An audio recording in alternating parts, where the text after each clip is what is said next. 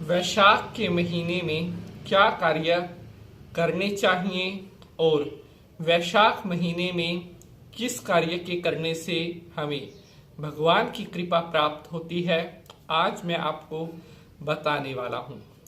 आज मैं आपको यह भी बताने वाला हूँ कि हमारे हिंदू धर्म में वैशाख के महीने का क्या धार्मिक महत्व है और किस तरह की पूजा पाठ वैशाख के महीने में आपको पुण्य दिलवाती है।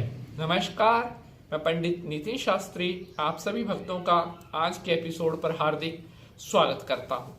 जैसा कि आप सभी को मालूम है, साल 2023 में वैशाख का महीना 6 अप्रैल से शुरू हो चुका है और धार्मिक मान्यताओं के अनुसार सबसे पवित्र महीनों में से अगर किन्हीं महीनों का नाम आता है तो वैशाख भी उन महीनों में से एक है। हिंदू संवत का जो दूसरा महीना होता है वह वैशाख का महीना होता है और धार्मिक मान्यताओं के अनुसार वैशाख का महीना भगवान विष्णु को बेहद प्रिय होता है। इस महीने में किया गया आपका थोड़ा सा पूजा पाठ भी आपको बहुत पुण्य दिलवा सकता है और वैशाख के महीने में जो भी व्रत जप पूजा पाठ हम करते हैं उसका अक्षय फल हमें प्राप्त होता है। आज का एपिसोड बहुत ज़्यादा इम्पोर्टेंट होने वाला है, इसलिए एपिसोड को आपने पूरा देखना है ताकि किसी भी तरह की कोई भी इम्पोर्टेंट इंफॉर्मेशन आपसे मिस ना हो सके। तो चलिए विष्णु भगवान को प्रणाम करते हुए आज के एपिसोड को शुरू करते हैं। ओम करारविंदे न पदारविंदम मुखारविंदे विनवेशयन्तम वटस्य पत्रस्य वटेशयानम बालम मुकुंदम मनसा सम्रामी। बोलिए विष्णु भगवान की जय। तो मेरे प्यारे बंधुजनों, आज हम बात कर रहे हैं वैशाख महीने की। साथियों, विष्णु भगवान को सबसे ज्यादा प्रिय महीनों में से अगर किसी महीने का नाम आता है तो वैशाख का महीना भी उनमें से एक है। आज मैं आपको बताऊंगा कि वैशाख के महीने में आपके द्वारा की गई थोड़ी सी पूजा भी आपको कितना ज्यादा फल दिलवा सकती है। वैशाख के महीने में आपको सुबह जल्दी उठकर स्नान ध्यान करके शुद्ध होना चाहिए। उसके बाद आपको भगवान विष्णु के मंदिर में दीपदान जरूर करना चाहिए। दीपदान किस प्रकार होता है उसकी विधि सुनिए। आप सुबह जल्दी उठ करके स्नान कर शुद्ध वस्त्र धारण करें। उसके बाद शुद्ध देसी घी का एक दीपक तैयार करें और अपने साथ कुछ पुष्प भी रखें।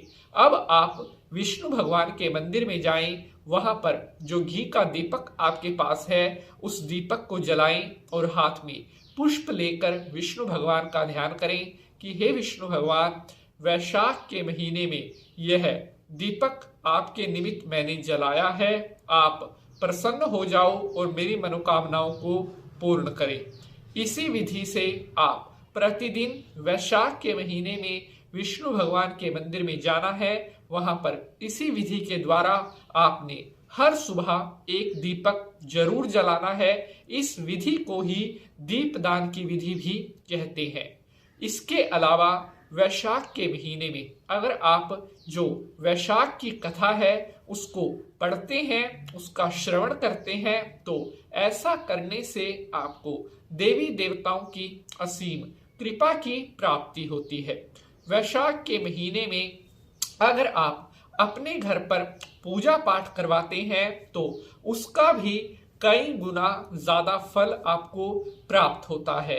वैशाख के महीने में अपने घर पर आप सत्यनारायण भगवान की पूजा करवाएं, क्योंकि सत्यनारायण भगवान मनोकामनाओं को पूर्ण करने वाले हैं और सब स्थानों पर विजय करने वाले सत्यनारायण भगवान हैं।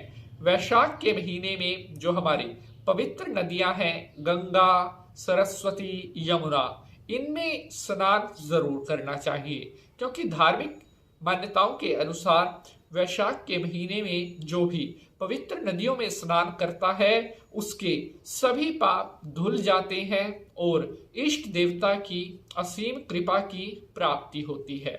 वैशाख के महीने में भोजन में प्याज और लहसुन का प्रयोग बिल्कुल नहीं करना चाहिए, क्योंकि वैशाख के महीने में जितना ज्यादा आप सात्विक भोजन करते हैं उतना ही अधिक आपको भगवान की कृपा की प्राप्ति होती है। प्याज और लहसुन को तामसिक श्रेणी में रखा गया है, इसलिए वैशाख के महीने में भोजन में इन चीजों का प्रयोग करने से बचना चाहिए। वैशाख के महीने में आप प्रतिदिन सुबह मंदिर जाएं, आपके घर के पास जो भी मंदिर है वहां पर जाकर आप पूजा करें, विष्णु भगवान की आरती करें। ऐसा करने से आपके जीवन की समस्त बाधाएं दूर होती हैं। वैशाख के महीने में किसी जरूरतमंद की, गरीब की सहायता जरूर करनी चाहिए। ऐसा करने से आपका भाग्य बलवान होता है और नारायण भगवान की कृपा की प्राप्ति भी आपको जरूर होती है। वैशाख के महीने में जितना अधिक भक्ति भाव से आप भगवान की पूजा करते हैं उतना ही ज्यादा आपको भगवान की कृपा प्राप्त होती है और आपके समस्त मनोरथ पूर्ण होते हैं।